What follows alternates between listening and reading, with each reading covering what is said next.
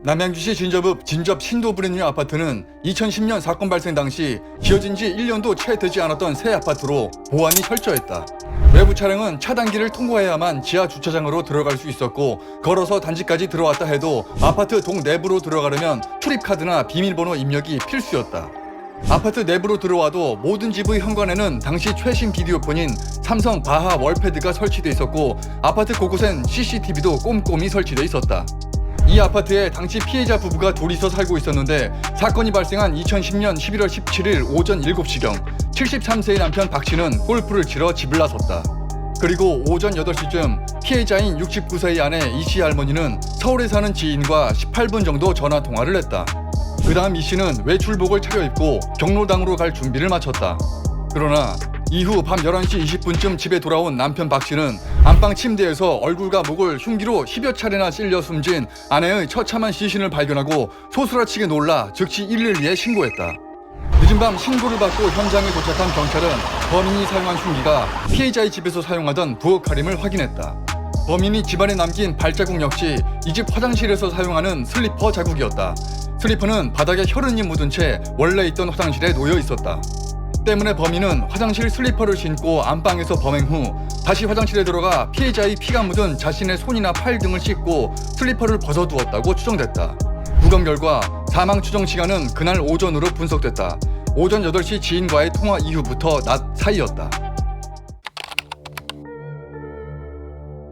조사 결과 노 부부는 수십억대 재산을 가지고 있던 부유층이었지만 타인과 원한 관계가 없는 평범한 부부였다. 때문에 돈을 목적으로 한 범죄로 보이지도 않았고, 사건 현장에 작은 방 장롱을 뒤진 흔적이 있었지만 사라진 물건은 없었고, 고가의 명품 시계가 침대 위에 고스란히 남겨져 강도 사건을 고의로 연출한 듯 보이기까지 했다. 성범죄도 아니라서 살해 동기가 무엇인지 도무지 알 수 없었다. 우선 현관과 창문에 강제 침입 흔적이 없었기에 피해자가 직접 문을 열어줬을 가능성이 커 경찰은 일단 면식범의 소행으로 추정했다. 수사를 시작할 무렵엔 범인을 바로 잡을 수 있을 것으로 보였다. 입주가 시작된 지 1년도 채 안 된 아파트여서 CCTV도 최신형이었던 만큼 영상자료 등으로 아파트를 드나든 사람들을 일일이 대조하면 용의자 확인은 시간 문제라고 경찰은 확신했다. 그러나 경찰의 기대와 달리 사건의 실마리는 나오지 않았다. 수사관들의 입에서 귀신이 고칼 노릇이라는 탄식이 연거푸 쏟아졌을 정도였다. 1층에서 피해자가 살고 있던 14층까지 올라가는 방법은 엘리베이터를 이용하거나 계단을 통해 걸어가야만 했다. 그러나 두 장소를 비추는 CCTV에는 아무런 수상한 점이 포착되지 않았다. 또한 어떻게든 14층으로 올라와도 피해자의 집에 들어가려면 현관 도어록에 출입카드를 대거나 비밀번호를 직접 누르거나 초인종을 누르거나 노크를 내서 안에서 문을 열어줘야 하는데, 초인종을 누르면 바깥 카메라에 상대방의 모습이 자동으로 촬영되는 시스템이었고, 이 방식은 동 입구에서 인터폰을 누를 때도 마찬가지였다. 그런데 이상하게도 월패드에 범인의 모습은 촬영되지 않았다. 사건 당일 초인종을 누른 사람은 없었고, 카드나 비밀번호를 사용할 때 자동으로 저장되는 로그 기록을 삭제한 흔적도 없었다. 당시 사건을 담당했던 경기 남양주경찰서는 온갖 침입 수법들을 다 가정하며 수사를 진행하였다. 우선 범인이 집안에 미리 들어와서 숨어있지 않았을까 싶어 사건 일주일 전 CCTV까지 샅샅이 뒤져봤지만 의심할 만한 장면은 찍혀있지 않았다.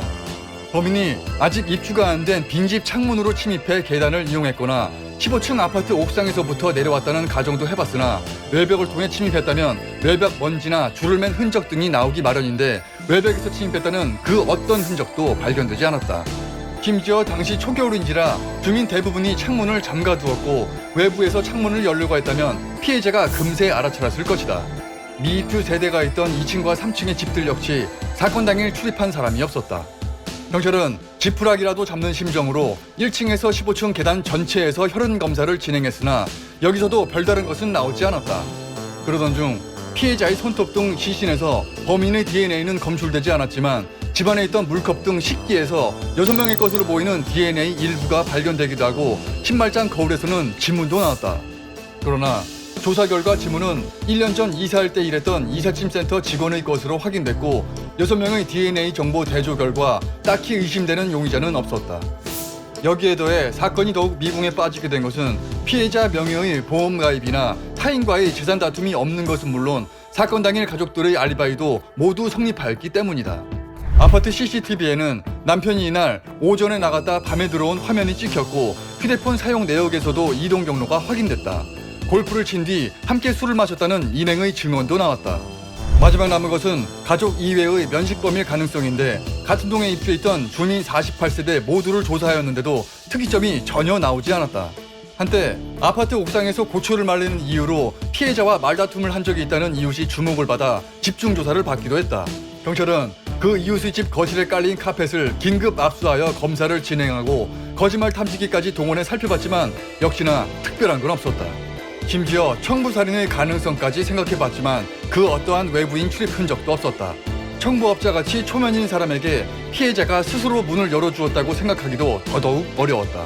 그리고 방어은이 많은 것으로 보아 범인의 범행은 손쉽게 이루어지지 못했는데 이 점에서도 전문 킬러라고 할 수 있는 청부살인업자의 소행으로 보기 어렵다. 결국 이 사건은 현재까지도 풀리지 않은 미스테리로 남아있다. 피해자는 날카로운 흉기를 든 범인과 힘겨운 사투를 벌인 것으로 보였다. 양손에 방어은이 11군데나 있었기 때문이다. 이 방어은 때문에 범인은 노인이나 여성 등으로 추정되고 있다. 또는 남성이라 하더라도 살인의 경험 없이 우발적으로 살인을 저질렀을 가능성도 있지만 경찰의 모든 수사망을 피할 완벽한 밀실살인을 우발적으로 벌일 가능성은 희박하다. 이 사건은 용의자가 단 한 명도 나오지 않은 의문의 밀실살인 사건으로 침입 방법과 탈출 방법조차 전혀 밝혀지지 않은 희대의 미제 사건이다. 경찰이 수사기간 동안 진행한 동출입구 및 엘리베이터 내부 CCTV 영상에 포착된 관련자 확인 건수가 188건, 지문대조 건수가 442건, 사건 관련 통신 내역 의뢰 건수가 253건, 모바일 감식 78건, 신발과 신발장, 세면대, 의류 등에서 혈흔 반응을 실시한 건수가 사건이 발생한 동 전체인 48세대에 달했다. 거기에 사건 당일 주민 전원의 행적마저 일일이 다 확인하고 출입했던 차량의 운전자들도 전부 확인하였으나 범인이 특정되지 않았던 것이다. 당시 주민들 사이에서는 지하실에 몰래 숨어 살던 누군가가 범인이라는 터무니없는 괴담까지 돌았을 정도이다.